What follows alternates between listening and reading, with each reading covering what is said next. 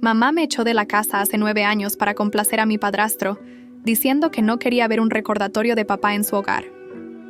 Ahora que estoy a punto de tener a mi hija, viene y me suelta que es mi obligación ponerle el nombre de ella como homenaje. Mi papá, Antonio, se fue demasiado pronto. Él era camionero en la ruta de Villahermosa a Ciudad de México, y un día tuvo un accidente fatal. Fue devastador para mí, sobre todo porque mi relación con mi mamá, Lucía, ya andaba mal desde entonces. En esa época, ella estaba en pleno lío con su amante, y yo lo sabía. Una de las razones por las que papá trabajaba tantísimo era para ahorrar y comprarnos una casita, en la colonia del Valle, de hecho, para poder divorciarse de ella. Técnicamente, la casa donde vivíamos era de mi mamá, pero él quería algo propio para nosotros dos. Ella nunca se esforzó en ocultar su aventura. Yo la veía llegar con su novio, Fernando, en su camioneta Cherokee. Después de que papá murió, ese tipo se apoderó del lugar y se convirtió en mi padrastro. Al principio intentó mostrarse relajado conmigo y, la verdad, yo le respondía normal porque no tenía de otra. Si iba a tener que convivir con él, al menos podríamos llevarnos medianamente bien. Pero eso no duró ni un mes. Poco a poco, empezó a decirle a mi mamá que no quería criar a una mojada, que ni siquiera era su sangre. Y así, día tras día, las discusiones estallaban frente a mí. Aunque mi relación con mamá no era la mejor, jamás pensé que realmente tendría el valor de echarme. Pues me equivoqué. Un día discutimos porque ella me quitó el dinero que llevaba guardando en mi alcancía de cerdito, pesos que juntaba para la colegiatura de la prepa en la UNAM, y se lo dio a Fernando. La encaré y me soltó un: «Eres un estorbo, ya no te quiero en esta casa, solo me recuerdas a tu padre». Yo pensé que lo decía en un arranque de enojo, pero no. Al día siguiente, mis cosas estaban regadas en la banqueta y, cuando quise entrar, Fernando me puso el pie en la puerta y gritó: «¡Aquí ya no vives!». Llamé, desesperada, a mi amiga Paola, y dormí un par de noches en su depa de la Roma Norte. Después me fui a casa de mi abuela María en Xochimilco. Al principio a ella tampoco le hacía mucha gracia tener que ocuparse de mí, pero era, sin duda, mejor que la dinámica tóxica con mi mamá y mi padrastro. Con el tiempo, abuela y yo conectamos de verdad. Fue como ganar una segunda mamá. Gracias a ella terminé la prepa, entré a la universidad, estudié sociología en la UAM, me gradué, me casé y ahora, por fin, voy a tener a mi hija, a quien pienso llamar Sofía. Le conté la noticia a la abuela por teléfono. Hablamos, casi todos los días, aunque viva en otro estado, y al parecer, ella se lo dijo a mi mamá. A la mañana siguiente sonó mi celular y vi el nombre de Lucía. Respiré hondo y contesté. «Hola», dije, intentando ocultar mi nerviosismo. «Carmen, soy yo». La voz de mi madre sonaba diferente, casi ensayada. «Me enteré que estás esperando una niña». No me sorprendió, que lo supiera. La abuela María siempre había sido el puente entre nosotras, a pesar de mis intentos de mantener a Lucía lo más alejada posible de mi vida. «Sí, se llamará Sofía», respondí directamente, sabiendo que era mejor establecer mis límites desde el principio. Hubo un silencio incómodo al otro lado de la línea. Podía imaginar a mi madre, con su ceño fruncido, pensando cuidadosamente sus siguientes palabras. «Carmen, tienes que ponerle mi nombre», dijo finalmente, con ese tono autoritario que tan bien conocía. «Es tradición familiar y es tu obligación honrarme así». Sentí como la sangre me hervía. Después de 9 años sin preocuparse por mí, después de echarme a la calle como si fuera basura, ¿tenía el descaro de exigirme algo relacionado con mi hija? ¿Mi obligación?, repliqué, intentando controlar el temblor en mi voz. «¿Qué sabes tú de obligaciones, mamá? Cuando tu obligación era cuidarme, me echaste de casa». «Eso fue diferente», contestó irritada. «Eras una adolescente, problemática, y Fernando, siempre Fernando», la interrumpí. «No, mamá. Mi hija se llamará Sofía, no Lucía. Es mi decisión, y la de Roberto. Carmen, escúchame bien». Su voz cambió a ese tono amenazante que usaba cuando yo era pequeña. «Si no le pones mi nombre, me aseguraré de que no la dejé terminar. 9 años de independencia me habían enseñado que ya no tenía poder sobre mí». «No, mamá. Tú escúchame a mí. No tienes derecho a exigirme nada. Mi hija, mi decisión». Colgué antes de que pudiera responder. Las manos me temblaban y sentí un ligero dolor en el vientre. Tranquila, Sofía, susurré, acariciando mi barriga de 7 meses. Roberto entró en la habitación, preocupado por mi expresión. ¿Era ella?, preguntó sentándose a mi lado. Sí, suspiré. Quiere que le ponga su nombre a la niña. ¿Puedes creerlo? Roberto me abrazó en silencio. Él sabía toda mi historia, cada detalle doloroso de mi relación con Lucía y Fernando. Me había sostenido durante las noches en que los recuerdos se volvían pesadillas. Lo siento, dijo finalmente. ¿Estás bien?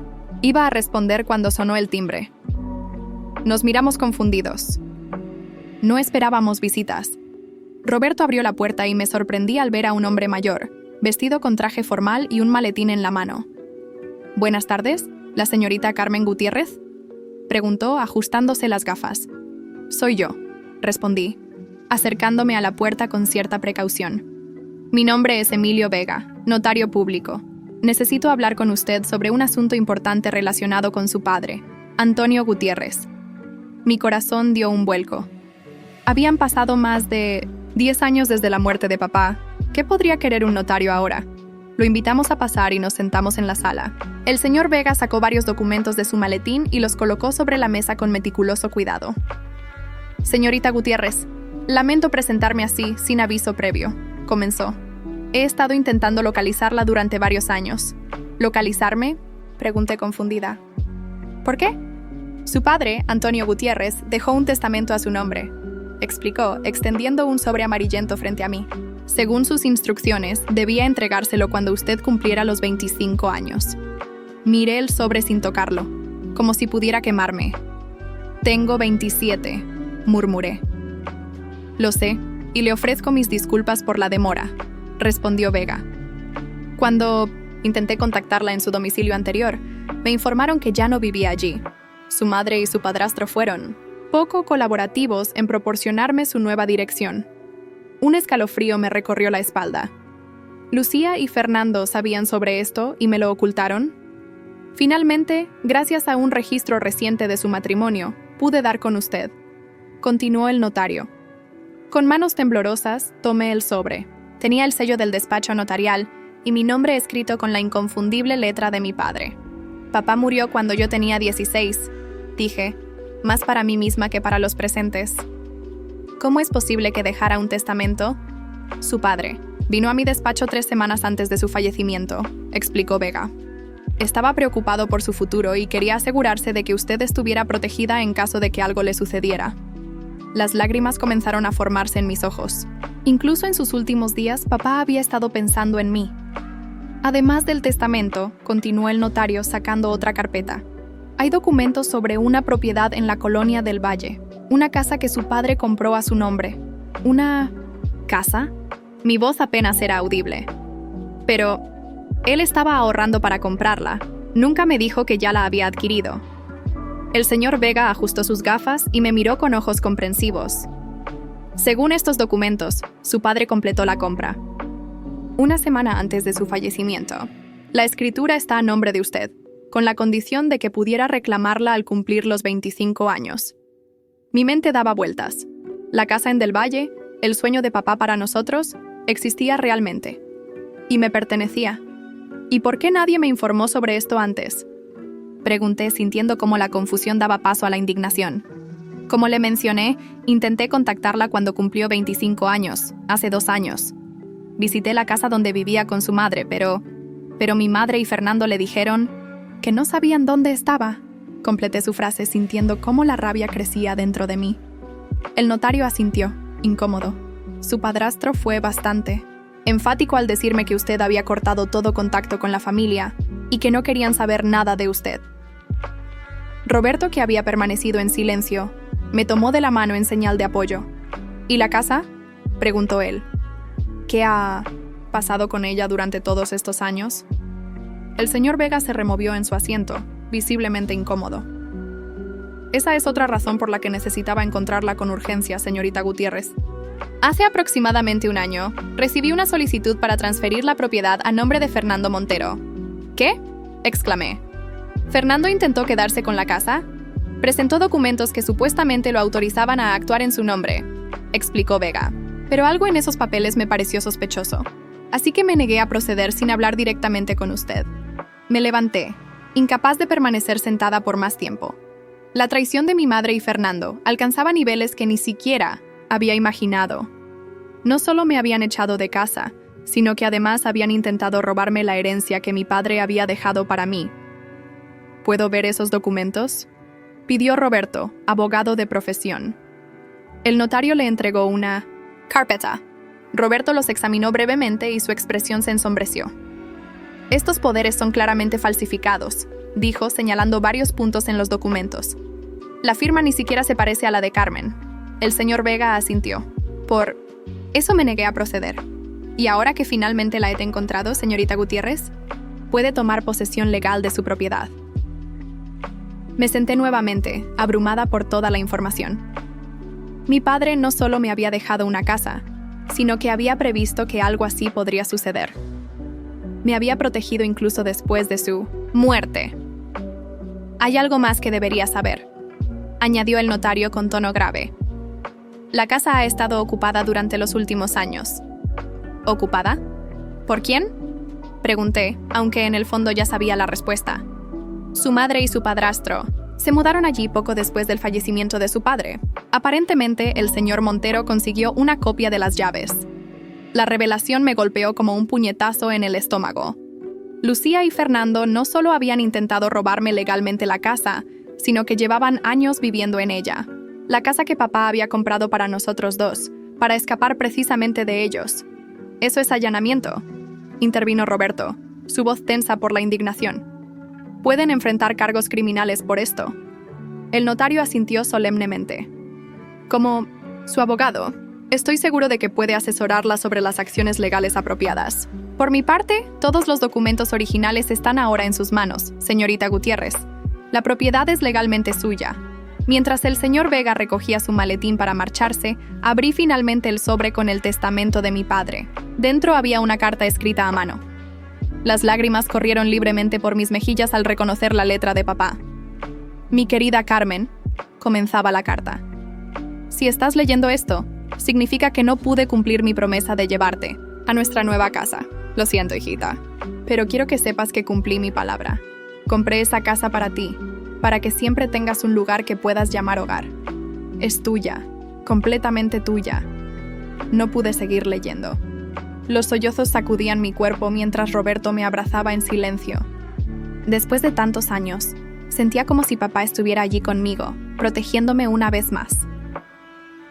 El notario se despidió discretamente, dejándome con las escrituras, el testamento y la carta de mi padre. Cuando finalmente logré calmarme, tomé mi teléfono y marqué el número de la abuela María. Necesitaba su consejo antes de decidir qué hacer. «Abuela», dije cuando contestó. «Tenemos que hablar. Es sobre papá y sobre Lucía y Fernando». La voz de la abuela cambió al instante, preocupada por mi tono. «¿Qué pasa, mijita? ¿Estás bien? ¿El bebé está bien?»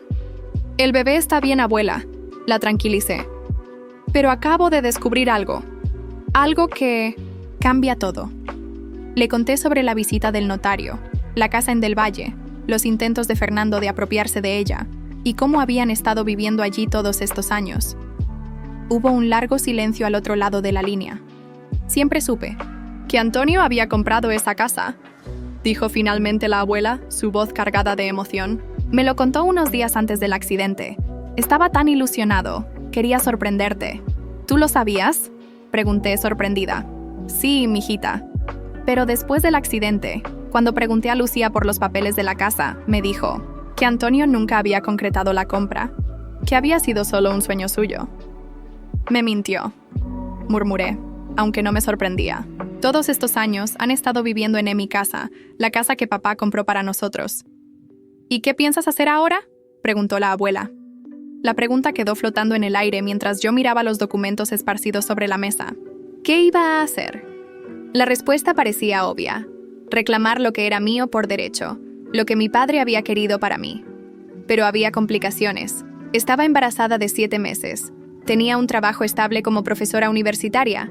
Y Roberto y yo vivíamos cómodamente en nuestro departamento. No lo sé, abuela, respondí honestamente. Necesito tiempo para pensar. Sea lo que sea que decidas, cuenta conmigo, me aseguró. Antonio estaría muy orgulloso de la mujer en la que te has convertido. Sus palabras me reconfortaron. A pesar de todo el dolor, a pesar de la traición, había logrado construir una vida hermosa, rodeada de personas que me amaban genuinamente. Después de colgar, Roberto se sentó a mi lado y tomó mis manos entre las suyas. ¿Qué quieres hacer?, preguntó simplemente. Miré a mi esposo, agradecida, por su apoyo incondicional. Roberto nunca me presionaba, siempre me dejaba tomar mis propias decisiones, pero estaba allí para sostenerme cuando las consecuencias se volvían difíciles. Quiero la casa, Roberto, dije finalmente. No por el valor material, sino porque es lo último que papá hizo por mí. Es su legado, su forma de protegerme incluso después de morir. Roberto asintió, comprensivo. Entonces la recuperaremos, afirmó. Legalmente, la casa es tuya. Fernando y tu madre no tienen ningún derecho sobre ella. Pero no será fácil, murmuré. Conociendo a Fernando, no se irá sin pelear. No tienes que enfrentarlo sola, me recordó Roberto. Estoy aquí, y no dejaré que te hagan más daño. Sentí una patada de Sofía en mi vientre, como si quisiera recordarme que también estaba allí, que ya éramos una familia. Necesito terminar de leer la carta de papá, dije, secándome. Las lágrimas. Tomé el papel amarillento y continué donde lo había dejado. Es tuya, completamente tuya. Nunca permitas que nadie te quite lo que por derecho te pertenece, mi valiente niña. He dispuesto todo para que esta propiedad pase a ti cuando cumplas 25 años, o antes si formas tu propia familia. Confío en el señor Vega para asegurarse de que estos documentos lleguen a ti cuando sea el momento. Carmen, hija mía, no sé qué sucederá en el futuro, pero quiero que sepas que siempre fuiste mi mayor orgullo. Tu inteligencia, tu bondad, tu determinación. Sé que llegarás lejos, más allá de lo que yo pude llegar. La casa es solo una estructura, pero espero que represente para ti lo que representa para mí. Un nuevo comienzo, un espacio donde puedas ser libre y feliz, donde puedas construir tu propia familia algún día, lejos de las sombras del pasado. Te quiere siempre, papá. Las últimas palabras estaban borrosas, como si hubiera llorado mientras las escribía. Apreté la carta contra mi pecho, sintiendo una mezcla de dolor y gratitud. Después de tantos años, era como recibir un último abrazo de mi padre. Voy a recuperar esa casa, Roberto, dije con determinación renovada. No solo por mí, sino por papá y por Sofía. Es nuestro legado familiar. Roberto me abrazó y besó mi frente. Mañana mismo nos pondremos en contacto con el juzgado, prometió. Iniciaremos los trámites legales para el desalojo. Asentí, sintiendo una extraña calma. Por primera vez en años, sentía que estaba haciendo exactamente lo que mi padre hubiera querido. Estaba recuperando no solo una propiedad, sino una parte de mi historia que me había sido arrebatada. El teléfono sonó nuevamente. Era Lucía otra vez. Por un momento consideré no contestar, pero algo dentro de mí me impulsó a hacerlo. Quizás era el momento de enfrentarla, ahora que conocía toda la verdad. ¿Carmen? Su voz sonaba diferente, menos autoritaria, sobre lo que hablamos antes. No, mamá, la interrumpí. Mi hija no llevará tu nombre, y hay algo más que debemos discutir. ¿De qué hablas?, preguntó confundida por mi tono firme. De la casa en Del Valle, respondí simplemente. La casa que papá compró para nosotros. La casa en la que tú y Fernando han estado viviendo ilegalmente durante años. Hubo un silencio absoluto al otro lado de la línea. Podía imaginar su expresión de sorpresa, quizás de pánico. No sé. ¿De qué estás hablando?, dijo finalmente, pero su voz temblorosa la delataba. Esa casa siempre fue nuestra. Antonio solo contribuyó con... Tengo los documentos, mamá. La corté. El notario Vega me encontró. Sé que la casa está a mi nombre, que papá la compró para mí, y que tú y Fernando han intentado robármela. Otro silencio, más largo esta vez. Carmen, escucha. Comenzó, su voz ahora suplicante. No es lo que piensas. Fernando solo quería asegurarse de que... ¿De qué? ¿De que yo nunca recibiera lo que papá me dejó? Mi voz se quebró ligeramente. Durante 9 años no te importó dónde vivía, si estaba bien, si tenía un techo sobre mi cabeza. Me echaste a la calle como si fuera basura. Y todo ese tiempo estabas viviendo en la casa que mi padre compró para mí. Carmen, por favor, podemos hablar de esto. Somos familia. No, mamá, respondí firmemente. Tú renunciaste a ser mi familia cuando elegiste a Fernando sobre mí. Ahora tengo mi propia familia. Roberto, mi abuela María y pronto mi hija Sofía. Carmen. Su voz sonaba derrotada. Tienen 2 semanas para desalojar la casa, dije con una calma que me sorprendió a mí misma. Después de eso, mis abogados iniciarán acciones legales. Y créeme, hay suficiente evidencia de fraude para que Fernando termine en la cárcel. Antes de que pudiera responder, colgué. Me temblaban las manos, pero no de miedo. Era una sensación diferente, algo que no había experimentado en mucho tiempo. Poder. Por primera vez desde que me habían echado de casa, sentía que tenía control sobre mi vida y sobre mi relación con Lucía y Fernando. Roberto me miraba con una mezcla de orgullo y preocupación. ¿Estás segura de esto?, preguntó suavemente. Completamente, respondí. Ya es hora de que enfrenten las consecuencias de sus acciones. Esa noche dormí mejor que en años, con la carta de mi padre bajo la almohada y la mano de Roberto sobre mi vientre, donde nuestra pequeña Sofía crecía fuerte y protegida. Sentía que finalmente estaba cerrando un capítulo doloroso de mi vida y abriendo uno nuevo, lleno de posibilidades. Lo que no sabía era que la batalla apenas comenzaba, y que Lucía y Fernando no renunciarían fácilmente a lo que consideraban suyo, aunque nunca lo hubiera sido. Una semana había pasado desde la llamada a mi madre, pero no habíamos recibido respuesta de Lucía o Fernando. El plazo de 2 semanas se acercaba rápidamente. Deberíamos ir a la casa, sugería Roberto durante el desayuno. Necesito ver con mis propios ojos lo que han hecho con ella. ¿Estás segura?, preguntó preocupado. No me gusta la idea de que te enfrentes a ellos en tu estado. Acaricié mi vientre entendiendo su preocupación. Sofía y yo estaremos bien, le aseguré. Además, iremos juntos. Solo quiero ver la casa por fuera. No planeo confrontarlos todavía. Roberto accedió con reluctancia y esa tarde condujimos hasta 1900, la colonia del Valle. Mientras nos acercábamos a la dirección indicada en los documentos, mi corazón latía más rápido. Esta casa representaba el último gesto de amor de mi padre hacia mí. Es esa, dije, señalando una casa de 2 pisos con fachada blanca y un pequeño jardín frontal. Estacionamos frente a la propiedad. Se veía bien cuidada, con macetas, de geranios en las ventanas y una camioneta Cherokee estacionada en la entrada. La camioneta de Fernando. Algunas cosas nunca cambiaban. Es bonita, comentó Roberto. Tu padre tenía buen gusto. Estaba a punto de responder cuando la puerta principal se abrió. Fernando salió, vestido con su habitual camisa de golf y pantalones caros. Nos vio inmediatamente, y su expresión cambió de sorpresa a ira en segundos. ¿Qué hacen aquí?, gritó, acercándose amenazadoramente a nuestro auto. Roberto se tensó a mi lado, listo para protegerme si era necesario. Esta casa me pertenece, respondí con calma a través de la ventana entreabierta. Tengo derecho a verla. Esta es nuestra casa, espetó Fernando. Hemos vivido aquí por años. No puedes aparecer de repente y reclamarla. Tengo los documentos legales que prueban lo contrario, contesté. Mi padre compró esta casa para mí. La escritura está a mi nombre. Fernando se acercó más, su rostro enrojecido por la ira. Escúchame bien, mocosa. No nos vas a quitar nuestro hogar. Tenemos derechos como ocupantes y... ¿Ocupantes?, lo interrumpí. Dirás, invasores. Han estado viviendo ilegalmente en una propiedad que no les pertenece.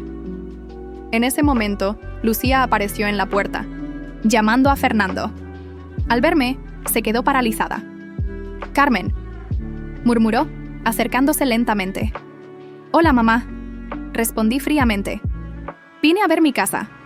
«Fernando, entra», ordenó Lucía, sorprendiéndonos a todos. «Necesito hablar». Con Carmen, Fernando la miró incrédulo. ¿Hablar? ¿De qué? Esta desagradecida viene a amenazarnos si tú quieres. ¡Entra!, repitió Lucía con firmeza. Fernando nos lanzó una última mirada de odio antes de obedecer, no sin antes golpear la puerta al entrar. Lucía se acercó a nuestro auto. Parecía más vieja de lo que recordaba, con arrugas en los ojos y canas que no se molestaba en teñir.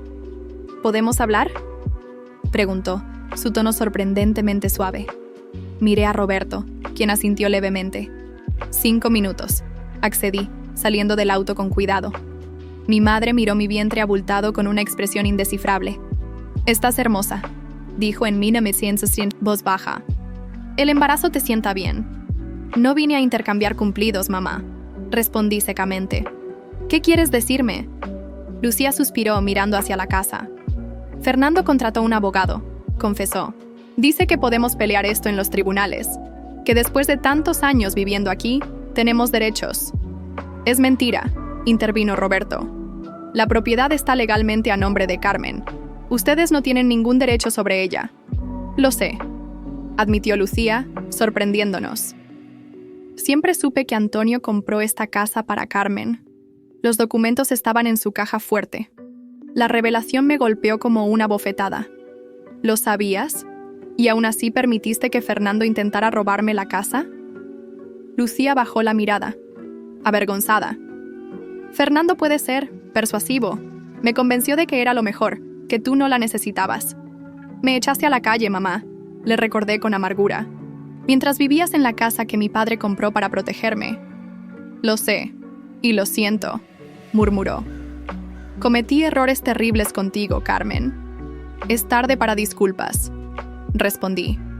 «Tienen hasta la fecha límite para desalojar. Después, tomaré acciones legales». «Fernando no se irá sin pelear», advirtió Lucía. «Está furioso, dice que invertimos mucho dinero en esta casa que...». «Dinero robado», la interrumpí.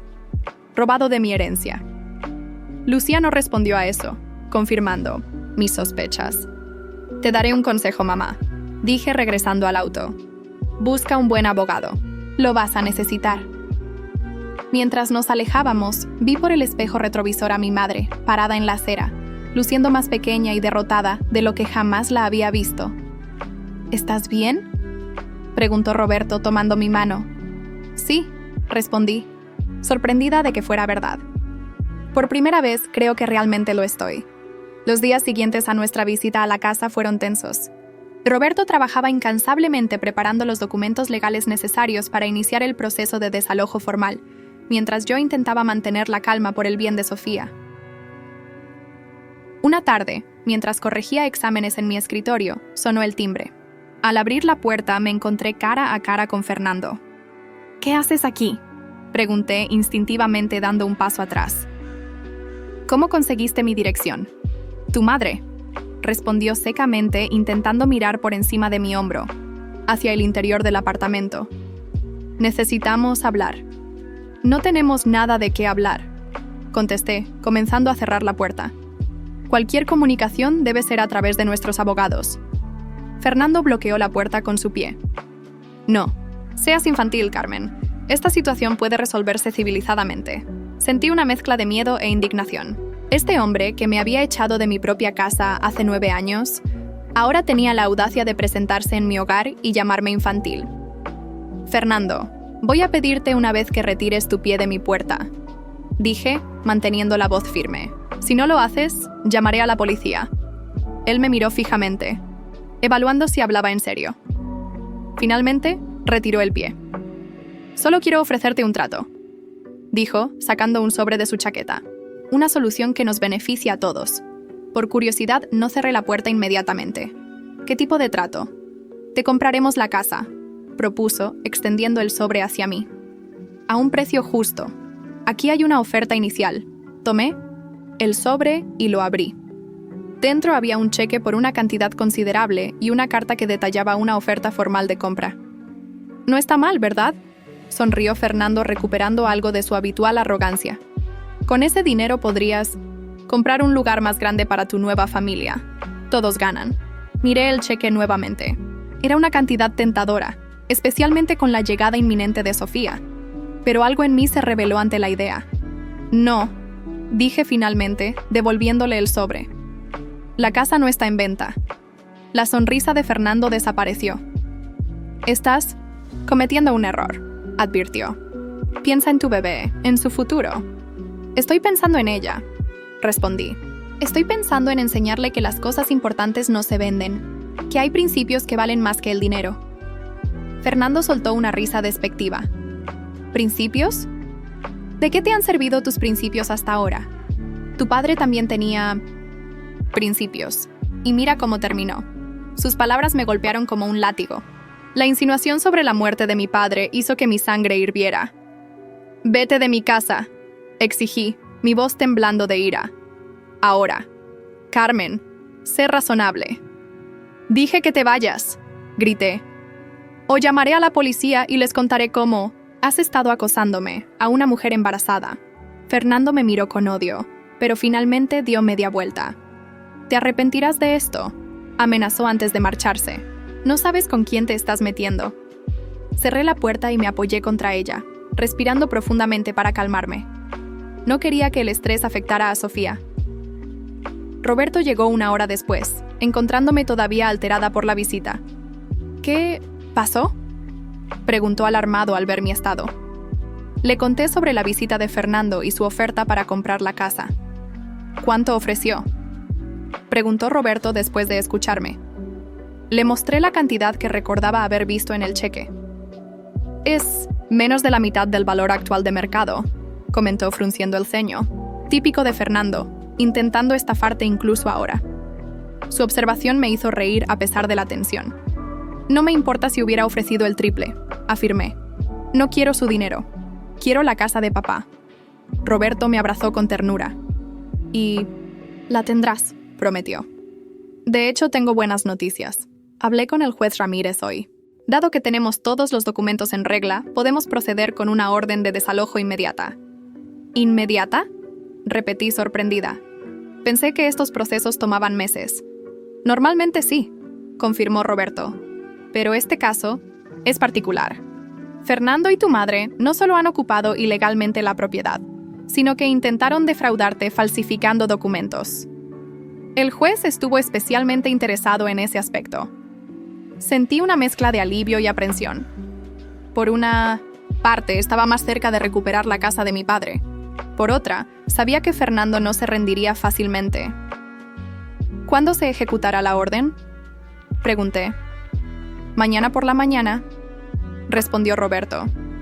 «Irán oficiales judiciales acompañados por policías para garantizar que todo se desarrolle pacíficamente», asentí, procesando la información. «Debería estar allí», dije finalmente. «Carmen, no creo que sea buena idea», objetó Roberto. «Podrías alterarte, y en tu estado». «Necesito estar allí, Roberto», insistí. «No para discutir ni para regodearme. Necesito ver con mis propios ojos cómo se cierra este capítulo de mi vida».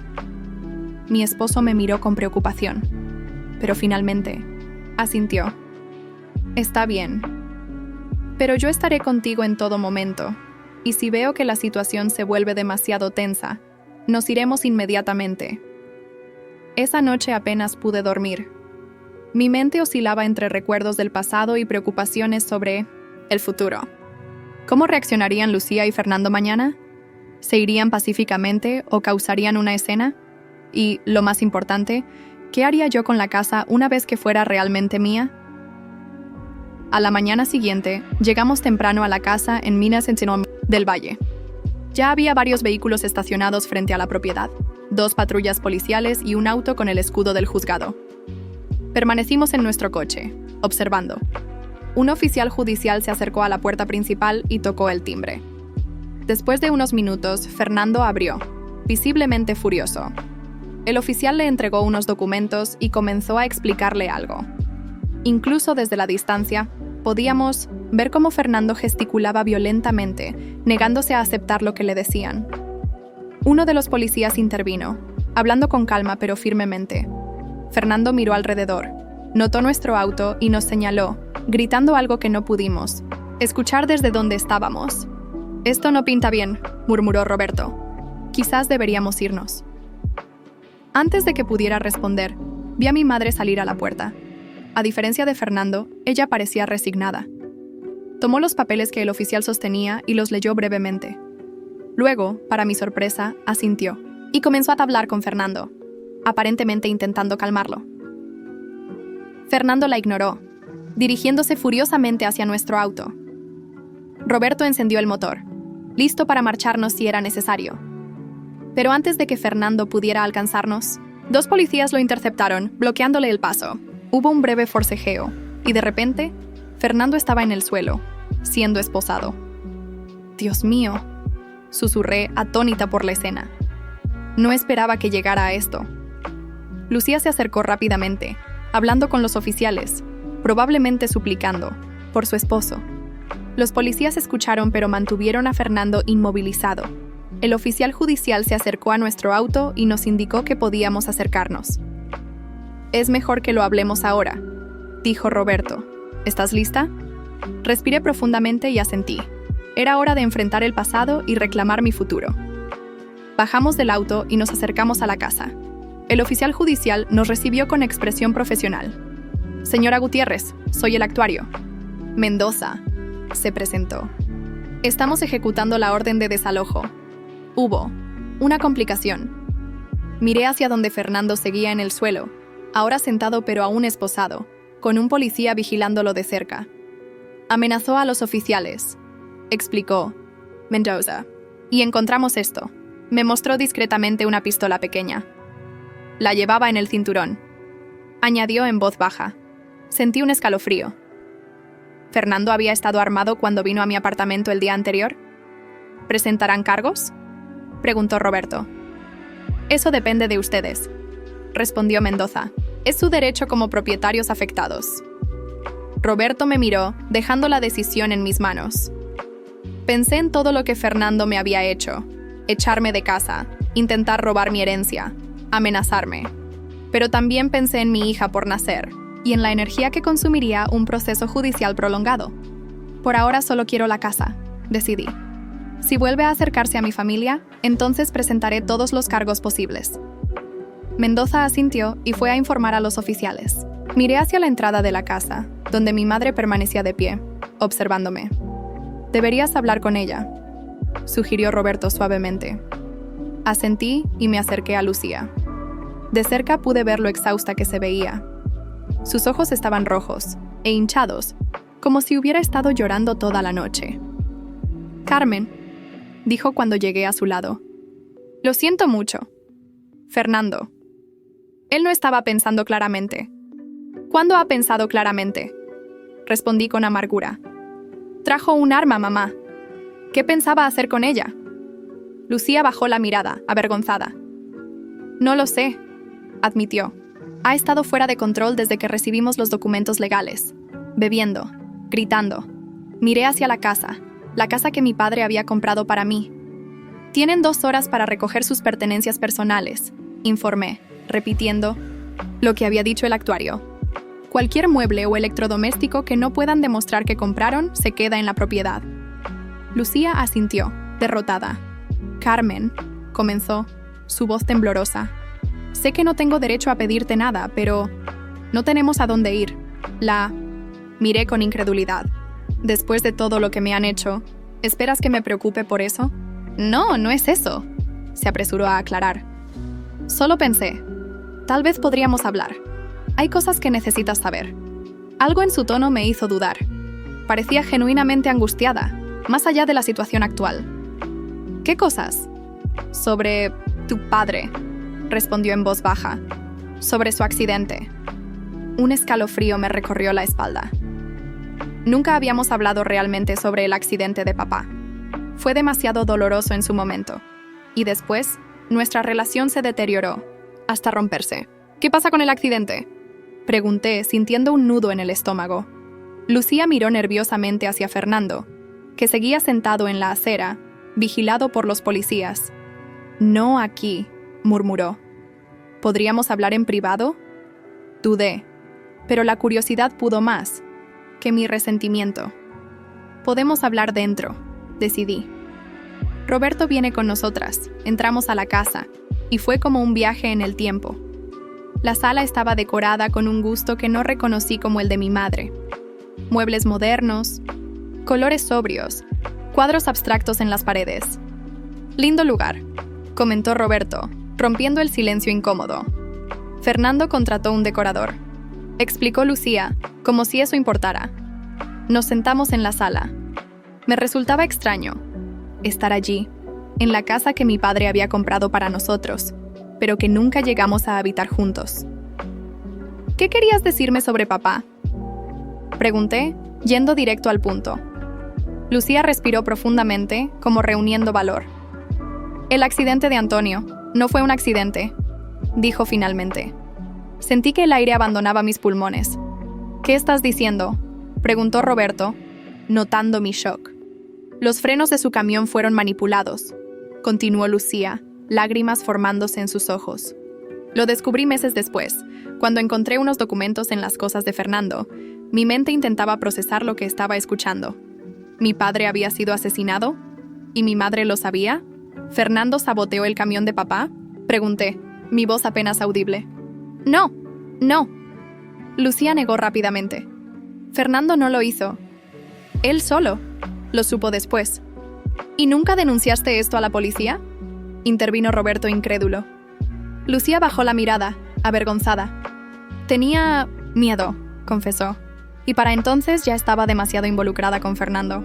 Él me convenció de que nadie nos creería, que parecería que queríamos el dinero del seguro. ¿Quién lo hizo entonces?, insistí, sintiendo cómo la rabia crecía dentro de mí. ¿Quién mató a mi padre?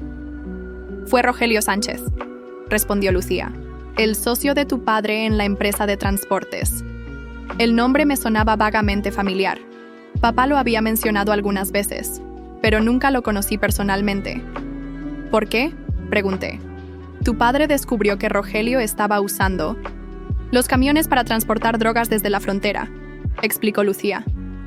Iba a denunciarlo. La noche antes del accidente tuvieron una discusión terrible por teléfono. Tu padre estaba furioso. Dijo que iría a la policía al día siguiente. Recordé aquella noche. Papá había estado inusualmente tenso durante la cena y después se encerró en su habitación para hacer una llamada. Cuando salió, parecía determinado pero preocupado. ¿Y nunca se investigó esto?, preguntó Roberto, su mente de abogado, ya analizando las implicaciones. La policía determinó que fue un accidente, respondió Lucía. Un fallo mecánico en los frenos. Nadie cuestionó esa conclusión. Pero tú sabías la verdad, dije, sintiendo una mezcla de rabia y dolor. ¿Y no hiciste nada? Carmen, No, la interrumpí. No hay excusa para esto, mamá. Mi padre fue asesinado y tú lo sabías. Lo sabías y elegiste estar con el hombre que te ayudó a ocultarlo. Lucía comenzó a llorar abiertamente. Cometí errores terribles, admitió entre sollozos. He vivido con esta culpa durante años. Cuando vi que estabas recuperando la casa, supe que era tiempo de confesarte la verdad. Miré alrededor de la sala, tratando de asimilar todo. Esta casa, que representaba el último acto de amor de mi padre hacia mí, ahora también era el símbolo de una injusticia nunca resuelta. ¿Dónde está Rogelio ahora?, preguntó Roberto. Vive en Monterrey, respondió Lucía. Vendió su parte de la empresa después del accidente. Ahora tiene negocios inmobiliarios o algo así. ¿Y tienes pruebas de lo que estás diciendo?, insistió Roberto. Lucía asintió. Los documentos que encontré. Los guardé todos estos años escondidos de Fernando. Están en una caja de seguridad en el banco.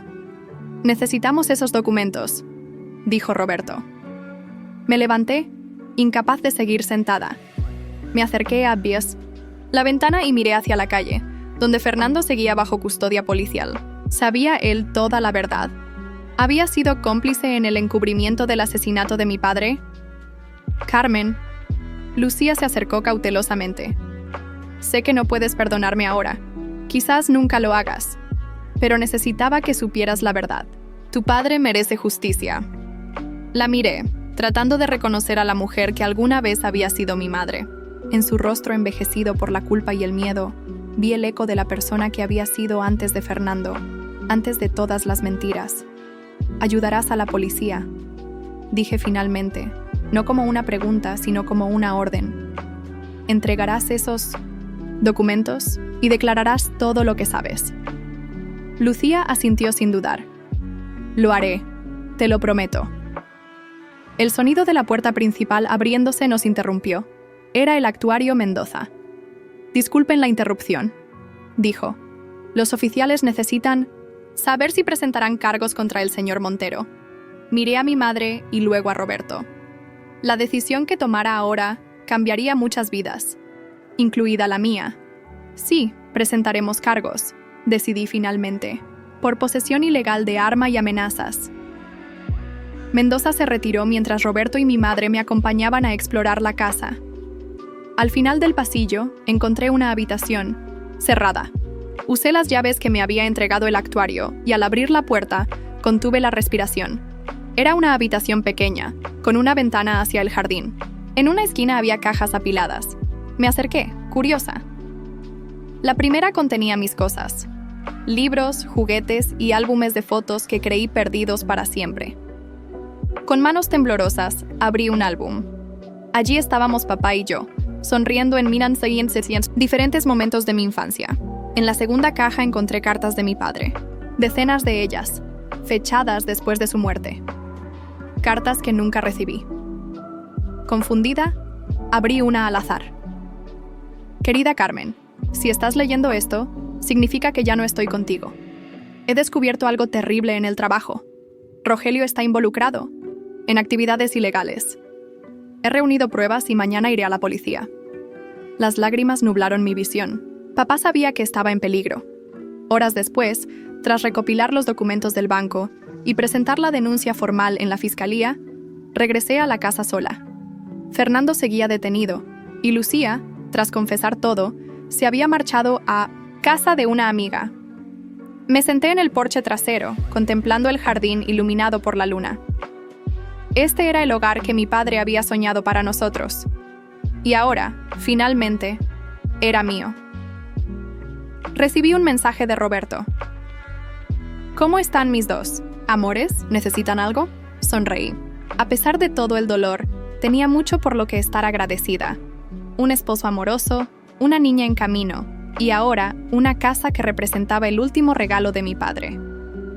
Estamos bien, respondí, solo pensando en el futuro. Sentí una patada de Sofía, como si quisiera unirse a mis reflexiones. Pronto, pequeña, susurré. Pronto conocerás tu nuevo hogar. No permitiría que el odio definiera mi vida, como había definido las de Lucía y Fernando. Seguiría mi propio camino, construido sobre el amor que mi padre me había dejado como legado. Lo logré, papá, murmuré, a la noche. Recuperé nuestro hogar.